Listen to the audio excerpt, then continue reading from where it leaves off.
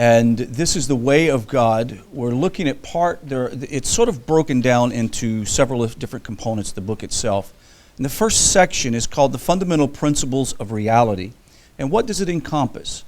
And there are 5 principles that we'll be covering, not tonight, but in the pursuing weeks.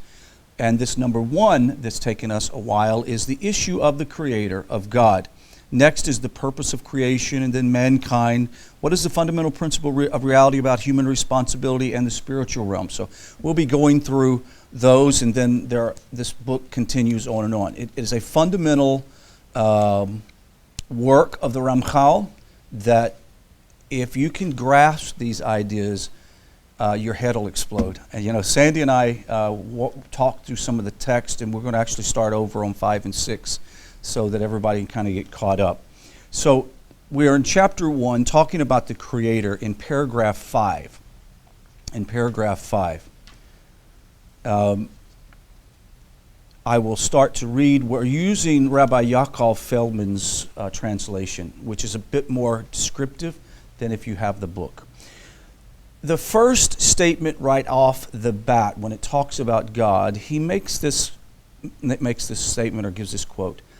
The next is that God's being is simple. Now I'm going to make some statements tonight that are going to challenge the way you think about God. Now when I say God is simple, did it not sort of like jolt you and you go, what? How can you say that God is simple? Well, we're going to explain what this means. That is to say that while we and everything else around us are a melange of many distinct and dependent capacities and elements, God isn't. His being is a singular, pure, indivisible reality. So when the Ramchal says that God is simple, it is not simple in the sense that we think of simplicity. What he means that it's simple because it is perfect unity. The first principle of Rambam's 13 principles of faith is that you must believe in a God and that he is perfect, right? And he is perfect in his unity. And the idea of God's perfection and unity means that he has no divisions. For example, there's not a division in God like in a human being that says, I have body, soul, and mind. God doesn't have a body, soul, and mind. We have thought processes. We have reasoning centers in our brain. God does not have separate compartments. There's no parts of God. There is only one God. So when we say that there's only one God, we're not even talking about a number one. We're trying to describe this infinite being through finite reasoning, almost impossible to do. But the Ramchal helps us with this. So this idea that he is single, pure, and indivisible in reality, we have to examine a few things. We have to ask ourselves a few questions. Does God exist? See, here's a shocker. Does God exist? Well, if you were to say, well, does God exist as I exist? No. Because God doesn't exist as we exist. What are we made of? We are made of atoms and matter, right? Everything in creation is made of this item. God is not made of atoms. God is not a spatial figure. He's not an entity that occupies space. He stands outside of space. So you comprehend what I'm getting at. So in reality, you could almost say God doesn't exist as we exist. Correct? Now, for us to even verbalize the concept that God exists almost attempts to put God in a place. Because we always like to use these anthropomorphic terms throughout the scriptures. It says, God inclined his ear to me. With his outstretched arm, he rescued me, right? God spoke with a loud voice. And it says the nostrils of God flared when he became angry. He has none of those things. So what's the purpose of those terms? It's for those who live in a finite world to somehow try to grasp the infinite being. If God has no parts and he stands outside of creation, then we really can't even use this phrase, or if we do, we have to be careful. I'm near to God or I'm far from God. God is neither near nor far from you. God is God. God has no space that he is in. So what's the best way to explain it? God is fully conscious of you and I and everything in his creation. He's plugged in 100%. And because he's so simple and pure, there are no divisions. He knows exactly what's going on at all times with his creation. And since he stands outside of time and space, then he fully understands and comprehends what that time and space is. So here's a good way to speak of it. An artist looks at his paintings, and I'll use you as an example, looks at his paintings, and in his mind, he sees his art. He is fully aware of every intricate part of that piece of art. And he stands outside of that art. And I can look at this and say, oh, this is a work of David Cox. I could say that, but in reality, that's his handiwork, but that artwork is still up here in his mind. Does that make sense? So, with that being said, for us to understand God, or to try to comprehend this incomprehensible thing, is that God in his essence, whatever that is, it's not physical. It's not molecular. Help me think of some other words in physicality that would describe that. He stands outside of everything physical. He's everywhere. And that's the phrase we can't say. We can't say that he's everywhere all the time, because then you're having to say he has to be somewhere. Right? See, I'm here now, and then tonight I'll be at my house. Right? We can't be everywhere at the same time. But to even say God is everywhere all the time, or everywhere at all times, has to say that God is in some type of spatial place, that he's there and he's over here. And so therefore, we want to put God into a level of existence. Somehow we have got to have God exist for us. The problem is, the lower that mentality goes, the closer one becomes entangled with idolatry. Right? People at the lowest state of spirituality love images. They love their crosses, their crystals, their Buddhas, whatever it may be. That is the lowest expression, because they're trying to comprehend the infinite being. And in Judaism, what we have is God says, yes, you're going to hear me in anthropomorphic terms because that's how you relate to things. But I stand outside of all your explanations of me. So when God meets Moshe at the burning bush, what does he say? What is his name? What does he say? I am that I am. That's huge. Think about this. So God explains to Moshe, I am that I am. He says, I can't describe you to you except one thing. I am. Think about this. Not I exist, I live, I'm here, I am. So the same place that Moshe met God at the great I am, that great I am is I am today. He's not 63 billion years old. He exists outside of that time. He is. And that is something powerful to think about. That is our God, right? He's the God that says, I am. So let's go on for a bit, and let's look at some of the other things. It says he certainly, yes, go ahead.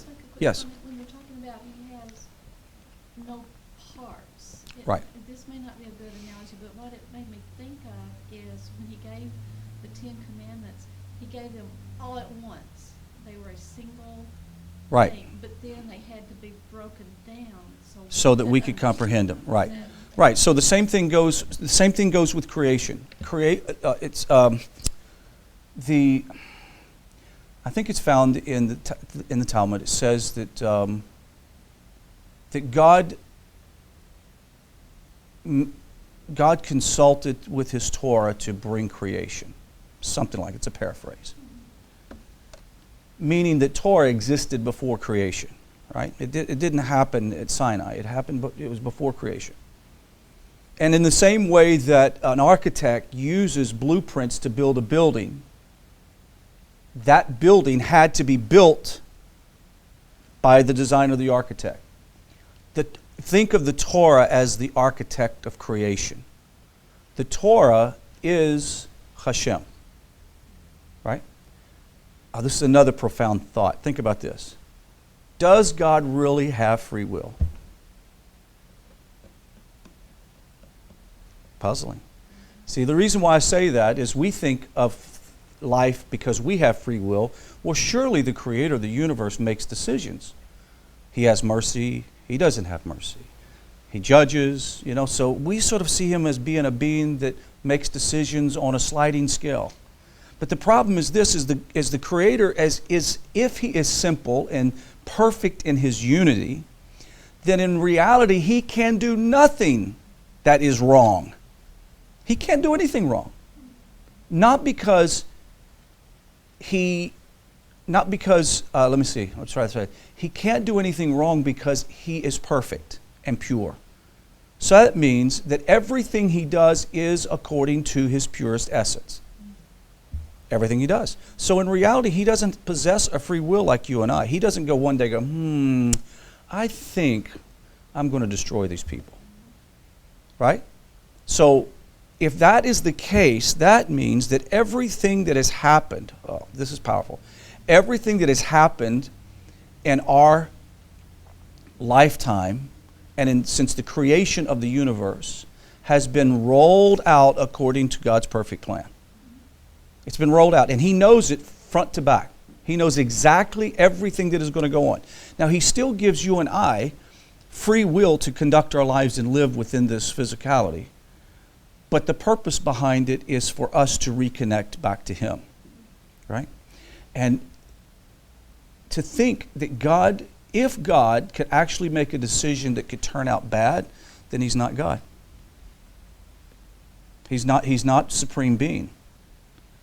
But knowing that God can make no mistakes, that he has to do exactly what is his purpose, and he will do exactly what the Torah says, because he is the Torah, because he's pure, that means that he will always do things according to his Torah, his divine word.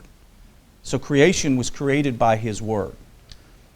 Right? So he just said, which he didn't have a voice, but the whole concept is the very words, let there be light, let there be this, let there be that, they became that. They materialized as that. So it's a powerful idea. So let's go on. It says, he's certainly depicted as exhibiting many separate mental, personal, and supernal traits and capacities after all. He's said to have a will of his own, to be wise, capable, and perfect, among other things, but still and all, his own being is singular, pure, indivisible, and simple. In other words, he's simply God, but he expresses his being in many ways. And so we also express our relationship with him in many ways. We use words like he's merciful, he's kind, he's pure. But the reason why we do that is because we're having to define what he is. For example, a great example I saw the other day, when you're cold, fire is comforting. Right? But if your house is burning down, it's not comforting. Right? And if you are hot, fire is terrible, it's tormenting. Right? So that's how we relate to God in those senses. It's not because one day he's merciful and one day he's full of judgment. What you perceive of God is actually what you are experiencing with him at that time. Does that make sense? Which is his purest goodness. It's his purest goodness. He's pure. So however how you are relating to him and his Torah, that will be your experience. So, for example, if your relation to him is one of which needs mercy, then the Creator is your mercy. While at the same time, another person standing right next to you who's living a very wicked life, wicked person, may experience judgment from the Creator. Not because all of a sudden the Creator decides, I'm going to show mercy on him and judgment on you. It's because that's how you relate to the Creator. You follow? For the ultimate good. For the Yes, perfection. absolutely. Absolutely, yes. Very good. So it is just that we just need to use such terminology when we refer to him. In fact, how can we not describe him in such terms? To say that he has none of those traits would seem to deny his omnipotence and would disparage him in our eyes. The point is this, that in his essence, he inexplicably is pure and indivisible. We can't just fathom that since it's so out of our experience of time and space and the material bond. In fact, the Ramchal warns never to draw an analogy between what we see in created beings and God's own being. Let me stop right there. And we say this a lot. I want to be like my Creator. I feel so close to God. You're so godly, right? We have these descriptions of comparing ourselves in creation like, oh, I see God in a tree. I see God in a mountain because it's full of majesty and beauty. It's like you've reduced him down to an idolatrous level at this point.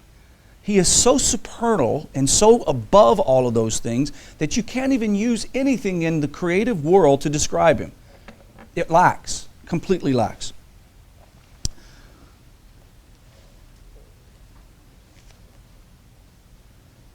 There can be only two things more polar opposite than the Creator and his created beings. Can there be any two more polar opposite than Creator and created beings?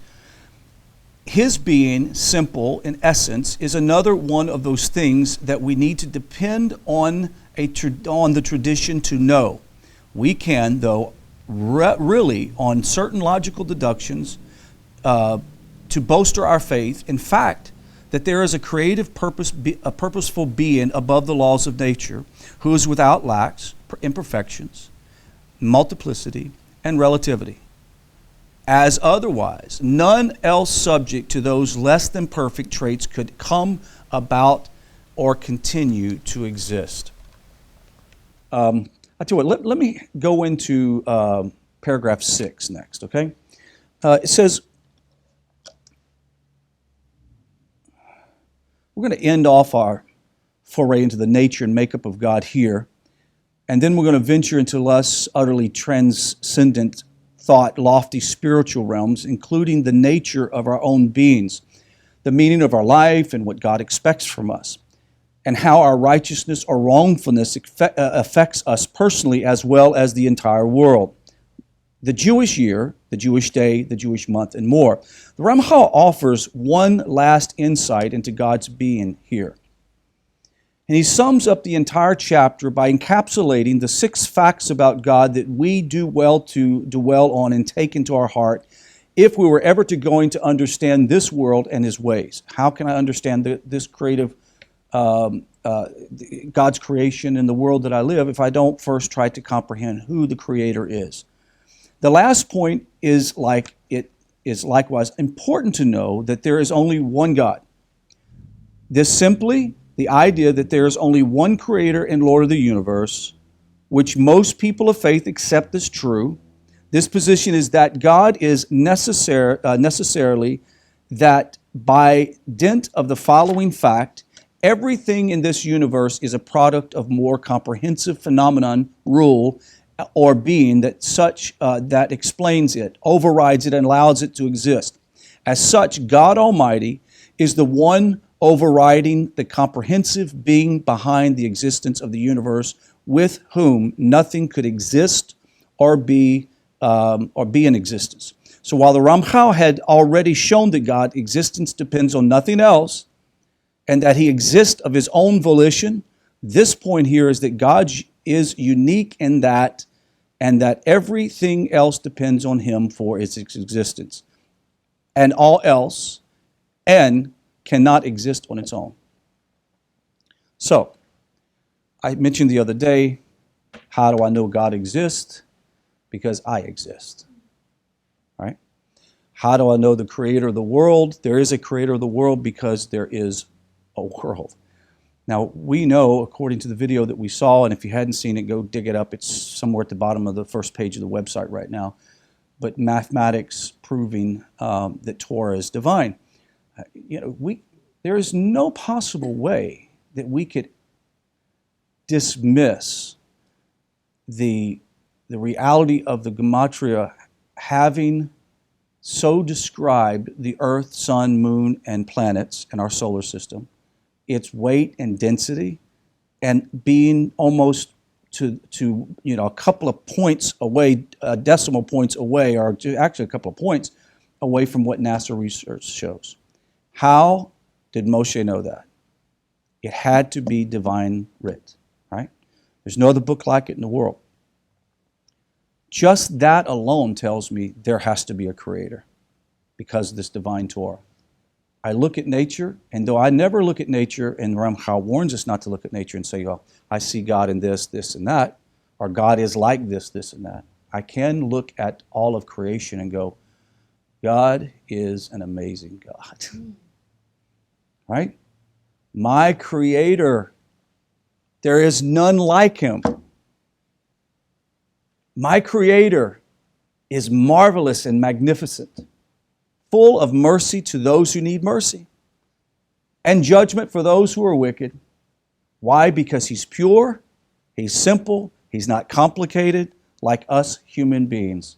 So if I'm going to understand the Creator of the universe, my only connection is to connect to His Torah, that is His only expression into physical world.